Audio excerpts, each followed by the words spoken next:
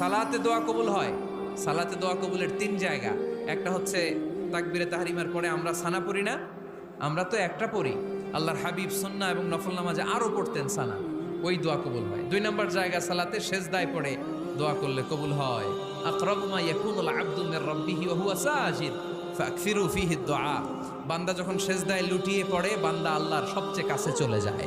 তা কিন্তু বিশ্বনবী বলে, সেজদাটা তোমার রবের কুদরতি পায়ের উপরে পড়েছে। সেজদায় পড়ে দোয়া করেন। সালাম ফিরানোর আগে বিশ্বনবী দোয়া করতেন, লা ইউসাল্লিমান্না আহাদুকুম হাত্তা ইয়াতাআওয়াযা মিন আরবা'a। আল্লাহর হাবিব বললেন, চার জিনিস থেকে পানাহ না আছে আমার কোন উম্মত যেন সালাম না ফিরায়। তারা যেন পড়ে, আল্লাহুম্মা ইন্নী আউযু বিকা মিন আযাবিল কবর, আউযু বিকা মিন আযাবি জাহান্নাম, আউযু বিকা মিন ফিতনাতিল মাহইয়া ওয়াল মামাত, আউযু বিকা মিন ফিতনাতিল মাসিহিদ দাজ্জাল। আল্লাহ কবরের আযাব থেকে বাঁচাও, আল্লাহ জাহান্নামের আগুন থেকে বাঁচাও, আল্লাহ জীবন মরণ